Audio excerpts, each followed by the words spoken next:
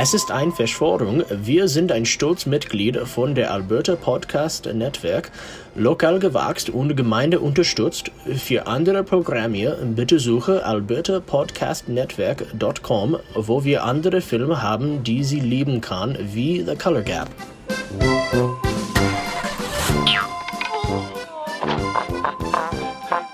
It's a conspiracy!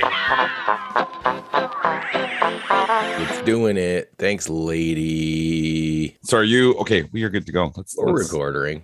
Let's do this. All right. So this is season 4, episode 21, Flower Child. Now, welcome back, everyone, to It's Conspiracy. This is the podcast where we lay out the beliefs behind select conspiracy theories, alternative accounts, legends, myths, and more. I'm your host, Andrew, and I do not claim to be an expert on anything we're going to discuss today, and will probably be wrong about everything because the subject for me today is completely foreign territory. I'm usually I'm ill-equipped at the best times, but when it comes to talking about cars, I am particularly useless. That's kind of above and beyond my usual purposeless and impractical approach. So Charlie, are you a car guy? Like, do you know cars? Do you know about cars? You mean like that? Yeah, that's a sound that some of them make. Or maybe like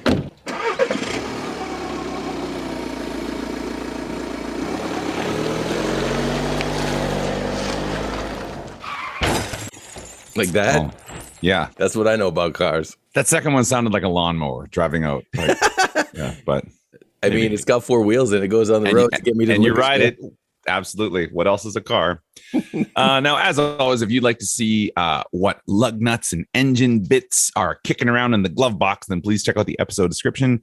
Charlie does his best to just polish up that chrome, make it shine. He's going to take off that spray paint with turpentine. And we are a proud member of the Alberta Podcast Network. Yay team, yay friends, yay squad, yay network. You can check us out at itsconspiracypodcast.com. Our Twitter at Is It a Conspiracy? That's run by the social media influencer, The Irish Madman. Our Facebook group, our Instagram, It's a Conspiracy Podcast. That's run by Gorgeous Greg.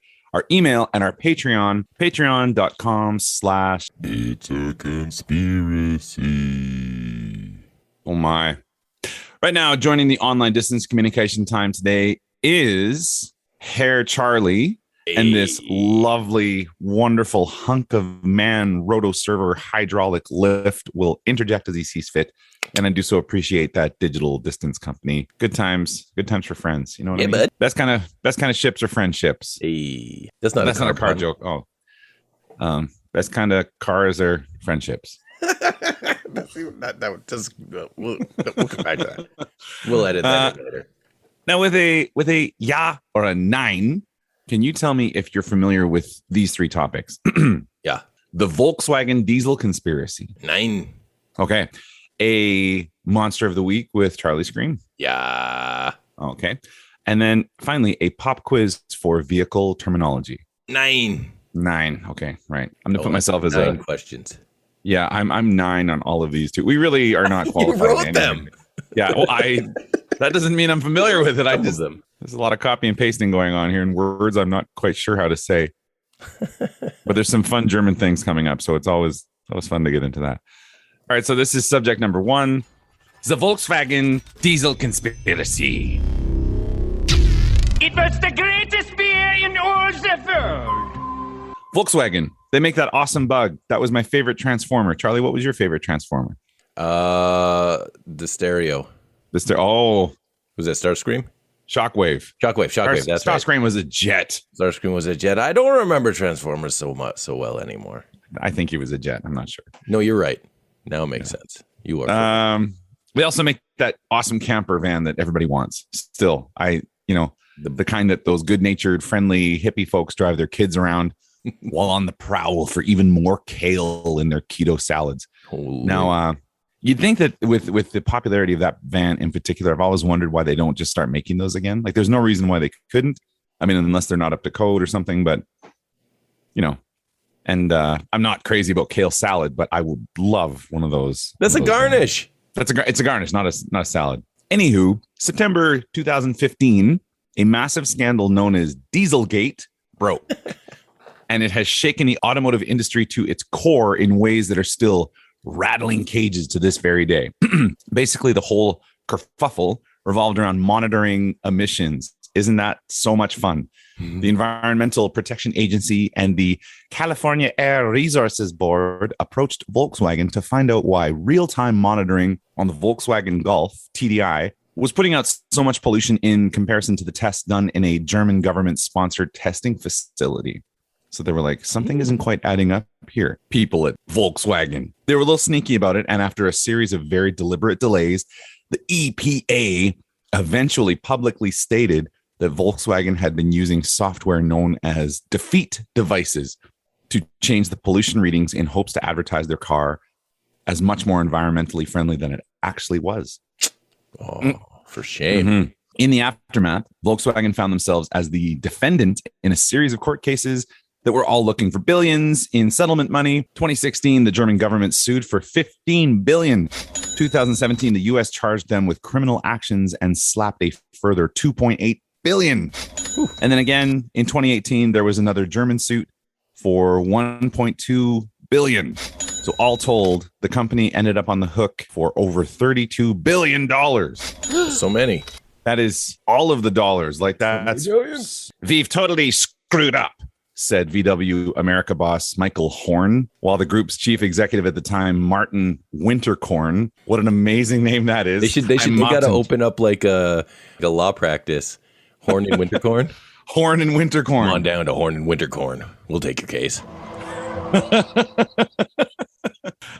These corns and horns, they said that their company had broken the trust of our customers and the public. Mr. Winterkorn resigned as a direct result of the scandal and was replaced by another amazing name, Matthias Müller, the former boss of Porsche.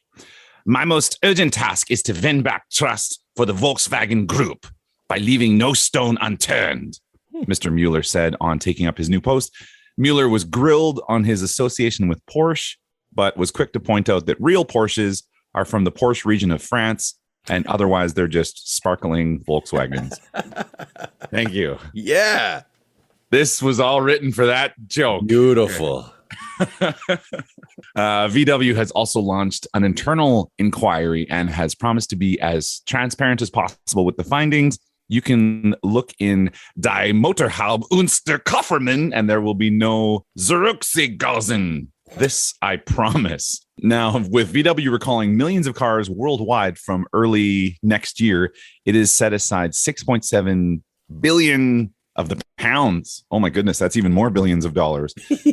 And that resulted in the company posting its first quarterly loss in 15 years. They lost 2.5 billion euros that year. And they were like, we're losing money. We need to make some money back. Nasty as that fine is, it's important to note that EPA could have fined the company 37,500 euros per vehicle that they'd put out, which was millions of vehicles. And that would easily amount to something like 18 billion just for the cars built in 2015. And that's not going back at all. Like that's not going back to previous years. And 4 of the biggest cities in the world have taken the lead on limiting or outright banning diesel cars on their roads. So Paris, you can't drive a diesel car. Madrid, Athens, and Mexico City, you can't drive diesel cars. And a big part of those cities making that decision was this Dieselgate madness. Dieselgate is such a great word, and I hope at some point there's like a documentary about Vin Diesel that's, he reclaims that title. Now, Volkswagen now have a new CEO, and a number of the upper echelon of the company involved in the scandal have retired or resigned. Many, like former CEOs Martin Winterkorn, and here's another amazing name, Rupert Stadler, have been charged with car crimes. Number of car crimes, that's right. And for a number of different reasons, they have yet to be on trial. So new employees and administration have said that the culture of silence was the concern, and that it was a philosophical flaw that didn't encourage questioning proposed solution. Again, it bears repeating that the devices were deliberately misread, and they were intentionally sort of fudging pollution levels so that someone ordered these things to do that exact reason. It wasn't a matter of like, Johnson and Accounting didn't get the TPS report. Like somebody was like, we're going to mess with these readings. Winterkorn's advanced age has also been stated as a factor. So I guess he's off to the old Volks home. No. Oh, man. There it is. Hey, thank you for that. A number of other car manufacturers, including Ford, BMW, and Renault Nissan, have been implicated in the scandal, but so far it has only been VW on the chopping block. Both the EPA and California Air Resources Board have committed to continuing this investigation, and late last year, the EPA stated, the industry acknowledges that the current test method is outdated and is seeking agreement from the European Commission for a new emissions test that embraces new testing technologies and is more representative of on-road conditions. We're so sorry that they plead on our hands and knees forgiveness for our actions. In the words of Bryan Adams, please forgive me. I know not what I do. Please forgive me. I can't stop loving you. Don't deny me this pain I'm going through. Please forgive me. I can't stop loving you. In the years since, Volkswagen have come under fire for other things. For example, their use of cadavers in accident testing. Whoa. Do you know what a cadaver is, Charlie? Dude, that's just recycling. Yeah. So this is a bit grisly, but they apparently were caught using pre-adolescent cadavers in their test facilities years ago. Okay. But like one cadaver is as good as the next cadaver. And they also were using so they stopped using pre-adolescent cadavers, and then they started using animals in accident testing. Goodness. I know. So both of these concerns had bugged Volkswagen for years, and they've done a lot of damage, like PR control, to get on top of that. It seems that the concerns about the diesel scandal brought up a number of previous problems, kind of right up to the surface again. Millions had been spent to reclaim their brand and change the public perception. And interestingly, they have done so in a number of humorous ways, such as silly car commercials and an online announcement in 2021 that they would be changing the name to Volkswagen to stress their commitment to electric vehicles. That was just a joke, but people were like, I can't believe they're actually changing it to Volkswagen. They're like, totally. And that was like Martin Winterkorn on the trombone there. Yeah. Volkswagen. Winterkorn on the horn. Corn on the horn. Oh. Well, speaking of corn on the horn, what are we drinking? What are we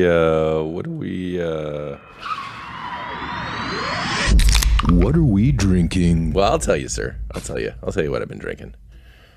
And I've been holding on to this one for a little while.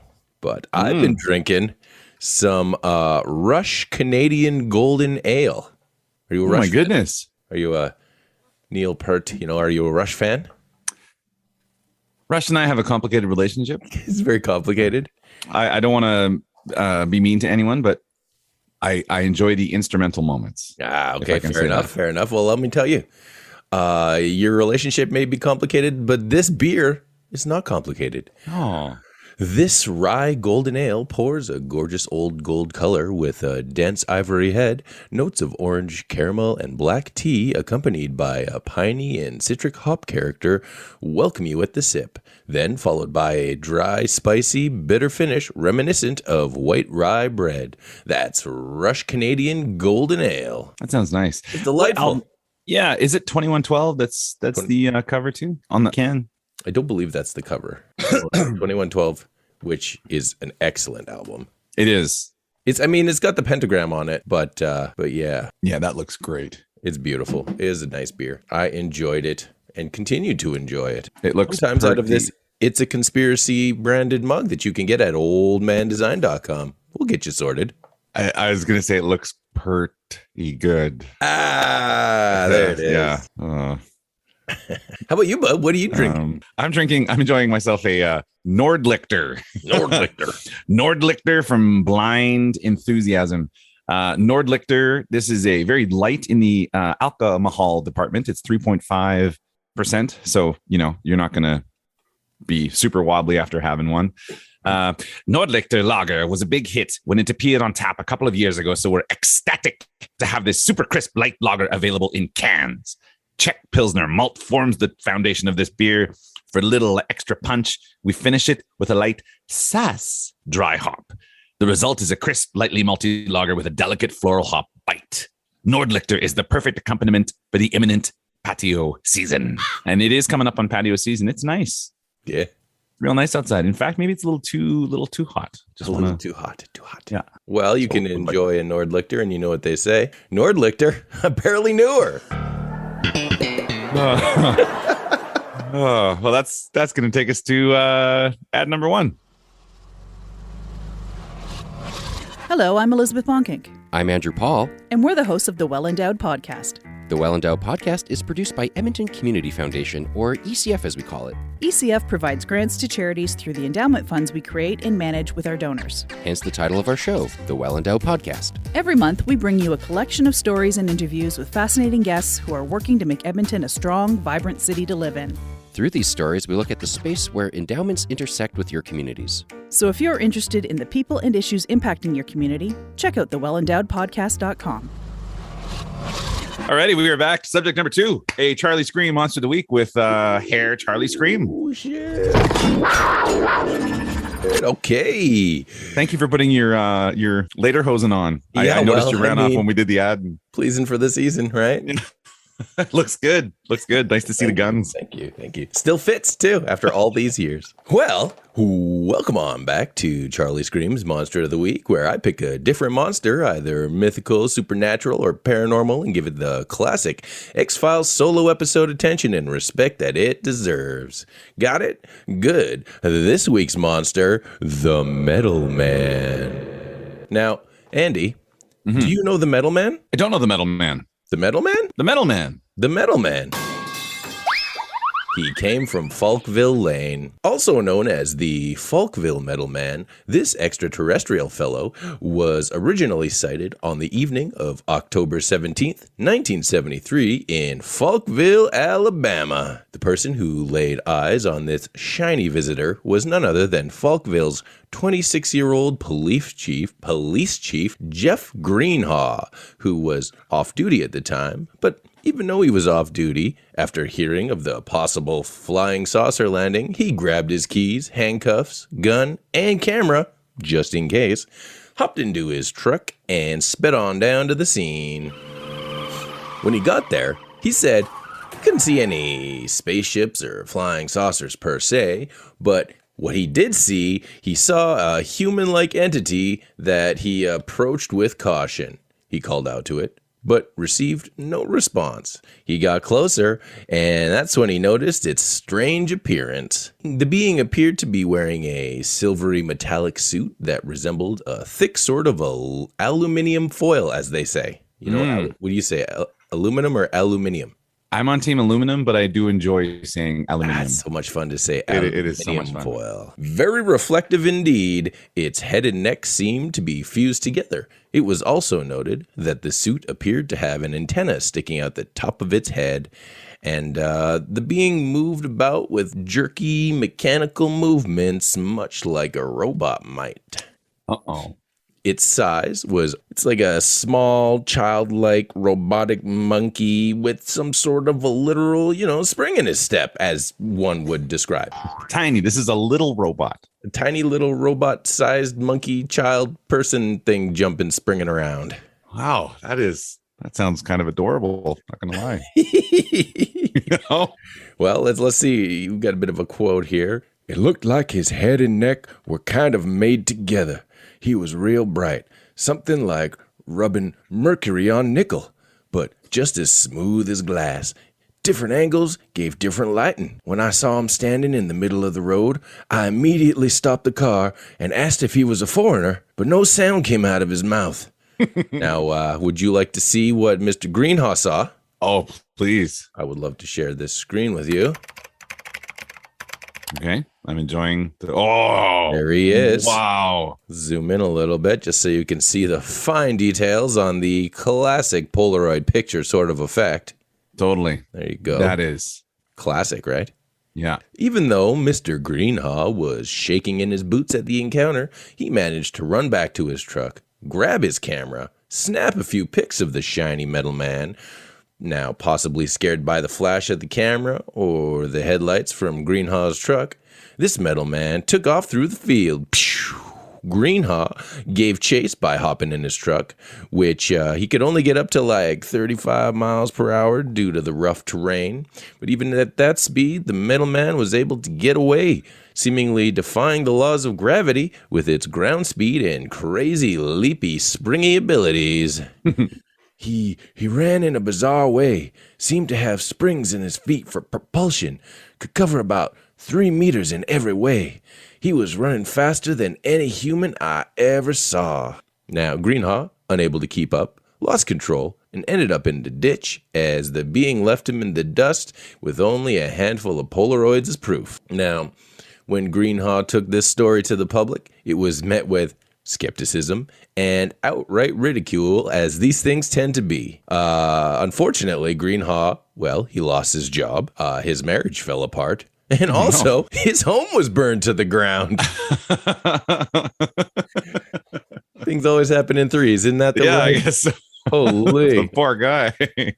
Some ufologists think that this metal man may have been a scout for a larger extraterrestrial landing craft. Skeptics call the whole thing a hoax, as they tend to do, but the photos were sent for further analysis all the same. As well as the small shiny being in the images, they also seem to show an actual flying saucer in the background, which was something never mentioned by Greenhaw. Maybe he was so captured by the metal being that he didn't even see the UFO sitting back there.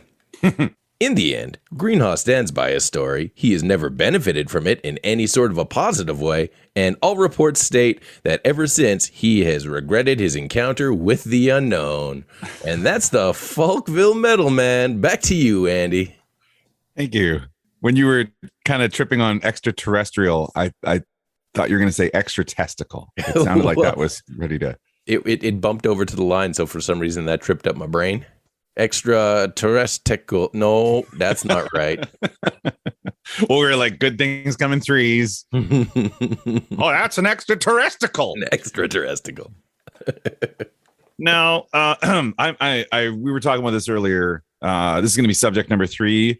It's the pop quiz. Pop quiz. So if I say, could you name parts of a car? Are you going to be comfortable saying like, don't say them now. Keep them in your brain. My back pocket. If someone had a gun to your head, gun to your nuts, could you list off 10 parts of a car? Maybe.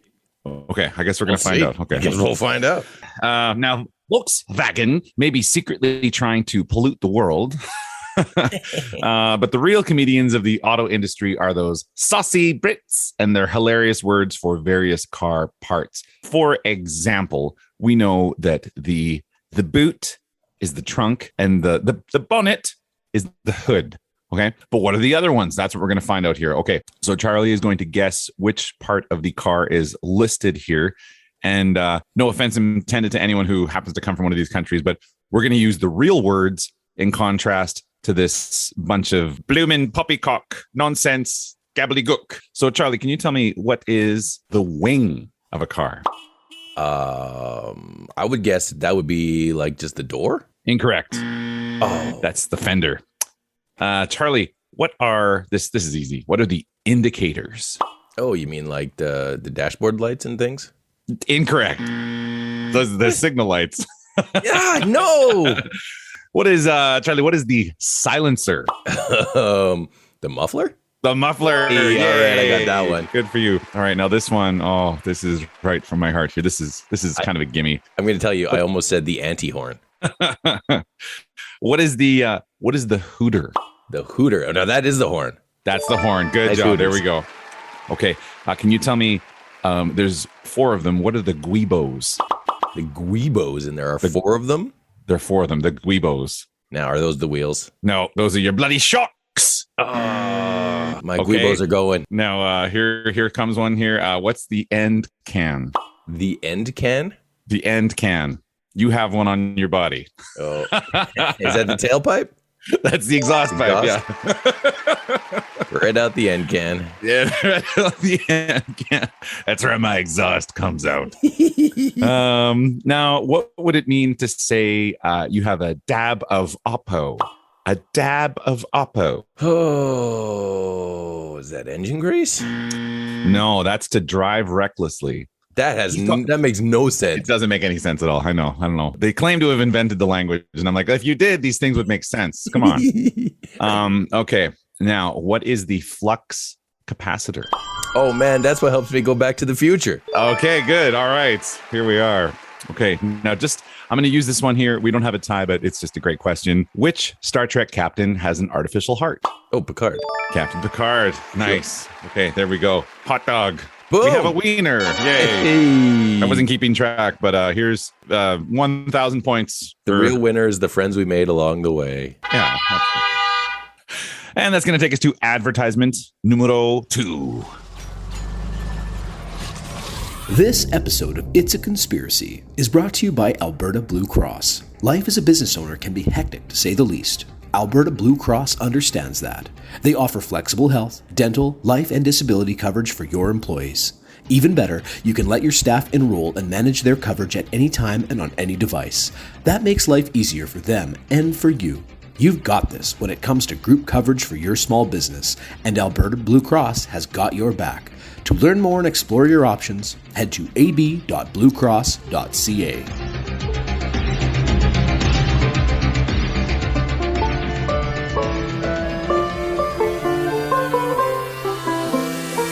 Es ist Meinungszeit. Hallo zusammen. Es ist Meinungszeit.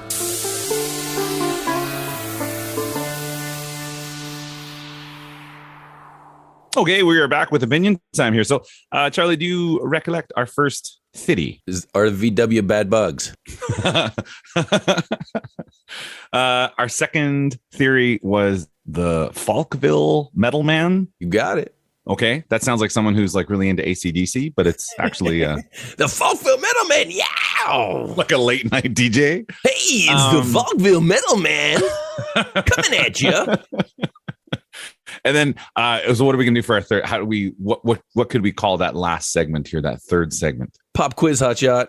Pop quiz, Hotshot. Okay, that sounds good. So, I mean, I guess the only one here that needs. Let's talk about the Metal Man. We can talk about that first. Sure. We'll get to the Volkswagen thing. That. Do you have any thoughts on this before I do have a couple things, but I mean, you've had more time to ruminate on this. Possibly be that it literally just looks like a man wrapped in aluminum foil.